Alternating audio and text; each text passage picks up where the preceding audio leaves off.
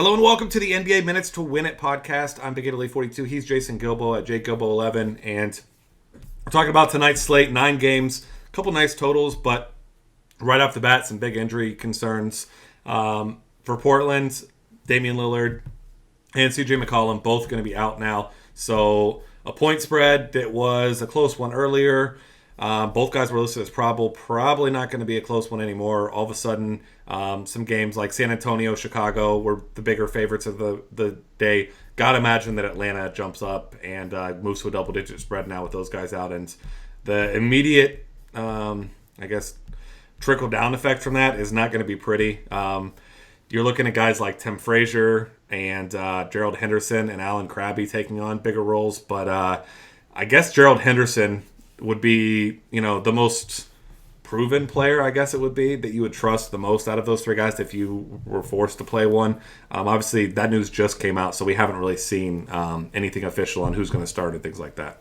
Yeah, I mean, you got to think Henderson runs the offense. I guess Tim Frazier, maybe because he has some point guard experience, but it's really hard to really pinpoint any great value play out of this. I think it's just one of those situations you kind of avoid, and you avoid Atlanta because you got to expect them to just run through this game, and they could even rest a guy or two just because they're the Eastern Conference Spurs and they like to do that when they get the opportunity.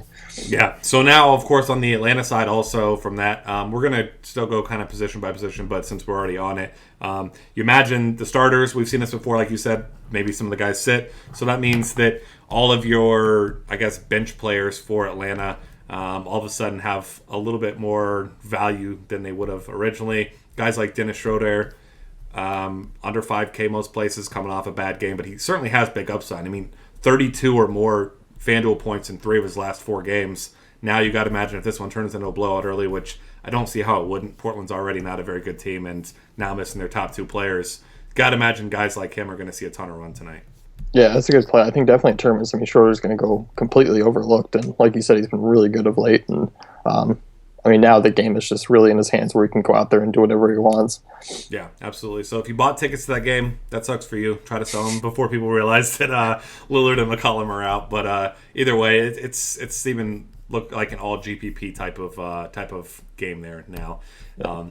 Elsewhere at point guard, only other real injury news, it's not news that Marcus Smart is out. Shane Larkin is officially out. We kind of knew he would be anyway. So you got Jarrett Jack, who just continues to eat up a ton of minutes. And, he's struggled in his last game against Minnesota. But before that, his 2 games against Indiana and Miami, not even good matchups. Especially Indiana against George Hill just absolutely carved him up. So you got him against Derrick Rose now tonight. He's certainly a guy that has some potential at his price tag to put up a pretty big game. Yeah, definitely a sneaky play. I think Jack's got a lot of upside, but he also does have a pretty low floor. Yep. Definitely a tournament play, though. Yeah, absolutely. And then I think you and I are in agreement. If we're going to pay up for a point guard, it's probably going to be John Wall, who has just been crazy good recently. Aside from a dud against Memphis, the guy's consistently putting up 50s, if not 60s, depending on what site you're playing on. So he's expensive, yes, and with him being a fairly popular play, especially with Damian Lillard out now, guys like Russell Westbrook and Chris Paul probably going to be overlooked.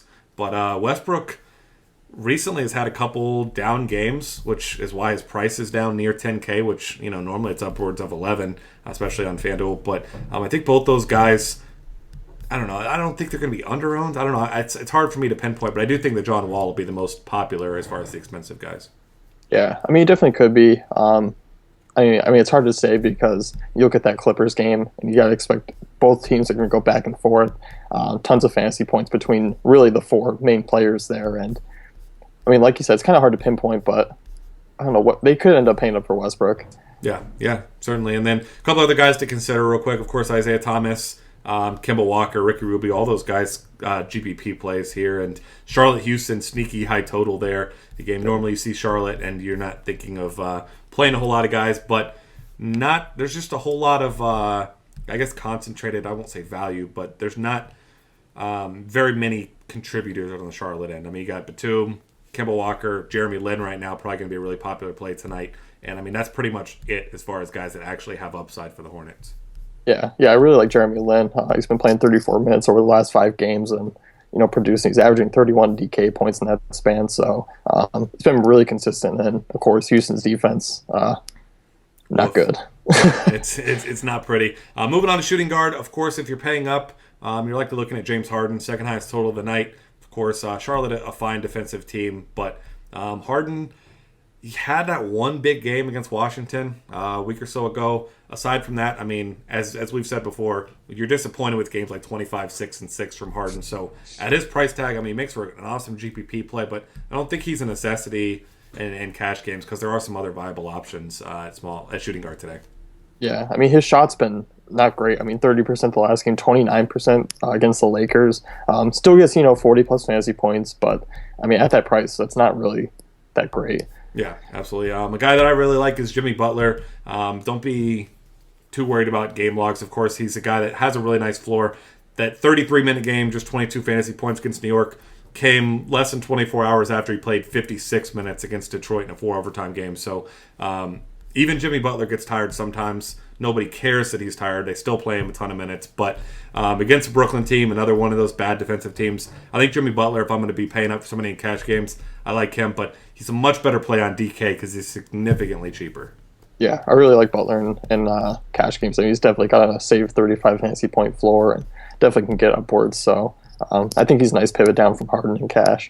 Yeah, absolutely. And then Kent Bazemore, another guy who's been popular in the lineup recently. And he sees a mid-range price right around 5.5 to 5.7. I think he is on DraftKings. And he's the guy who's been playing mid-30s in minutes. You wonder with the potential blowout now in Portland, I feel like Bazemore is one of the few guys that should have his minutes really safe in this one. I feel like it's the Millsaps and the Korvers and Horfords that may end up, getting some extra rest tonight. Yeah, I definitely agree with you there. I think Bazemore's actually been really consistent lately and playing bigger minutes. So I think he is one of the guys that definitely stays intact for a safe amount of minutes. Yeah, absolutely. And then as far as other cheap options, there's really not a lot. Alan Krabby, who we kind of mentioned, should get some extra run today. I don't feel great about many other shooting guards. Anybody else that's kind of standing out to you? I mean, Aaron Aflalo, I know he's not your most consistent guy, but still priced under 5K. He's been actually pretty decent lately, starting to shoot a little bit more and shooting well. Shooting 56% in the last 5 games. So I think he's a decent value option against Orlando. Yeah, I like that. And if you want the revenge narrative, Aflalo did used to play for Orlando. Sure. So there's your narrative of the day if you want that. But, I mean, like you said, he has been playing well and sneaky, too. I mean, he's a guy that people still haven't been on. But, I mean, 14 real points or more in 5 straight games. So he's actually been, like you said, and contributing some other stats, which is not something that Aflalo has done much in the past. It's been, you better hope he scores a lot of real points. But now a couple rebounds, a couple assists as well. Small forward options.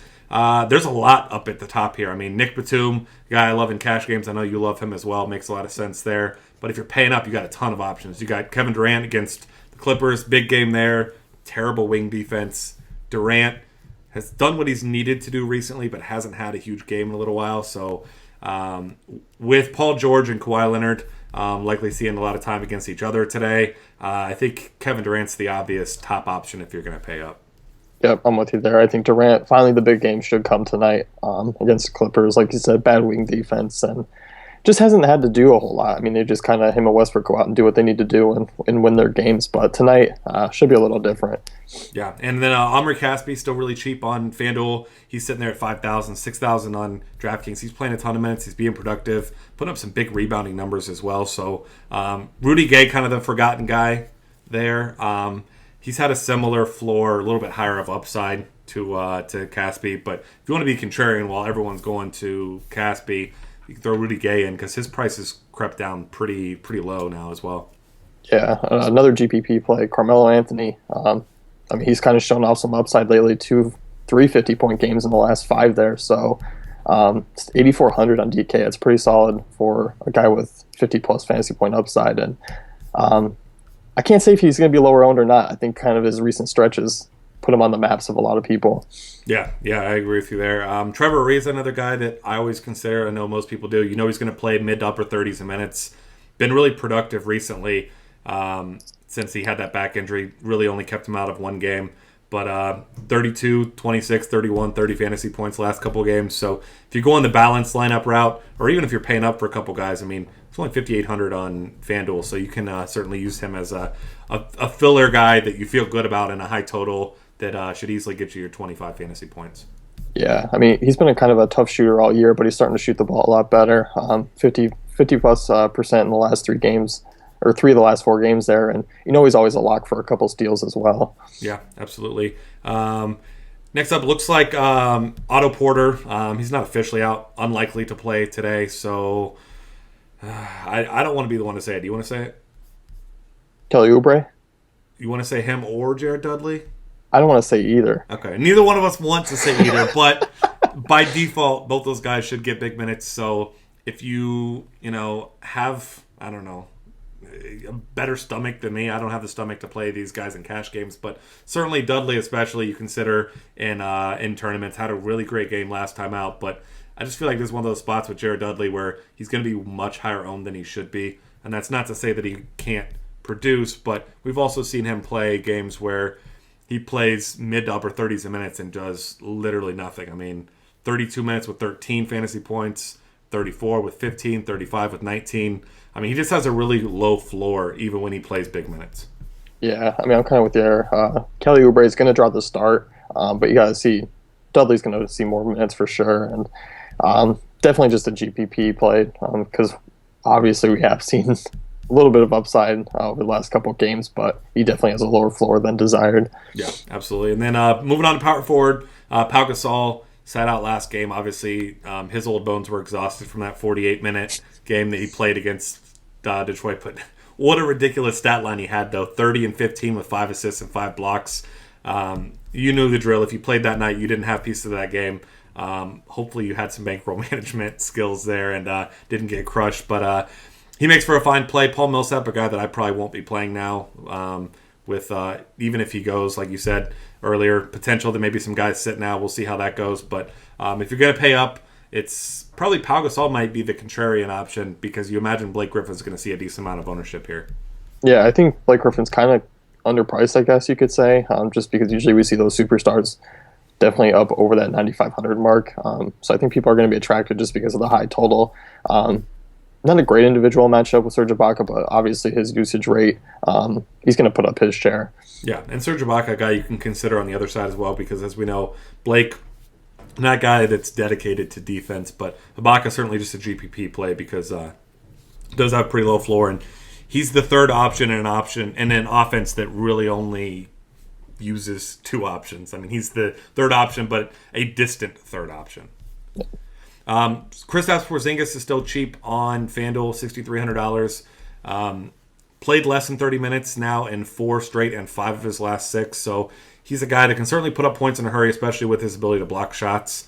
But I think he'll be a pretty popular play, you would imagine, once again, especially on FanDuel at that price. So he's a guy that I don't mind fading in GPPs, but a guy that you'll probably see a lot of in cash games. Yeah, I think for his price, even though he's playing right around that 28, 29 mark recently, I think they're trying to limit him just because he said he was tired. I think still he's fantasy points per minute wise, he's one of the better power forwards as long as he doesn't get into foul trouble. But on FanDuel at that price, I think he's probably pretty safe for cash games. But DK at 7,400, definitely just a tournament play. Yeah, certainly. And then last position, of course, center. DeMarcus Cousins, as you know, or as maybe you don't know, he's a center on FanDuel. He's a power forward on DraftKings. Mentioned, if you're looking at the Roto World News, mentioned that, what did he say? He doesn't feel right, or he feels off. He's a little lost. So it's scary to think that, the guy's putting up monster stat lines while he's lost. I mean, his last 5 games, 23, 12, and 6, 27, 11, and 2, 26, and 12, 24, 11, and 4. It must be nice to be lost and put up, all-star numbers every single night. So I like him anyway in this matchup against Washington, who, they have some size, but they don't have athleticism down low to compete with a guy like DeMarcus Cousins. So he's a guy, if I'm paying up for someone, I'm playing him over pretty much all the other superstars for the most part tonight, except for maybe Kevin Durant. Yeah. I mean, I think he's a great GPP play because I don't think a ton of people are going to be on him. I mean, the guy has the third highest usage rate in the league, just behind LeBron James and Russell Westbrook. So, yeah, he hasn't been extremely efficient, but that usage rate is just tremendously high, which is why he's putting a monster line still. But we're just looking for that huge upside, which he hasn't had in quite some time. Yeah, absolutely. Next up, Brook Lopez continues to... DraftKings just hates the guy. I don't know if he insulted someone at DraftKings' mom or something, but whatever he did, $6,700 on DraftKings is crazy, especially considering he's already played the Bulls once this year, had a fine game, 38 DraftKings points. So he's a guy who has had a couple down games recently, but for the most part been one of the more consistent centers in the game, and this is a Bulls team that is not the defensive team it once was, certainly susceptible to big games, to big men, and I don't see a way to get around playing Brook Lopez in cash games, especially on DraftKings. Yeah, I'm with you there. I mean, he's been really consistent this season, and Chicago not great defensively down low, especially against opposing centers. So you got to expect a similar game to last. And I mean, at his price, I can't get away from it, especially just all these centers' prices on DK. I think you definitely want to get two in your lineup. Yeah. Whenever you can, I certainly will be. DeAndre Jordan's a guy that I'm not really big on tonight. I mean, OKC is a tremendous rebounding team. I think they're still best in the league. That's not to say I'm not going to play him, but he's not most nights I'd consider him as a top-end cash game option, but for me, I think he's just a tournament option tonight. How about you? Yeah, I mean, he has upside just with blocks and rebounds and stuff, but definitely does have a lower floor. I think just with guys like Brook Lopez right down there below him, you rather go that route in cash games. Yeah, absolutely. All right, that's going to wrap things up for us for the Minutes to Win It today. Find us on Twitter at DF Cafe. Subscribe to our YouTube channel and check out the rest of our great content at dailyfantasycafe.com.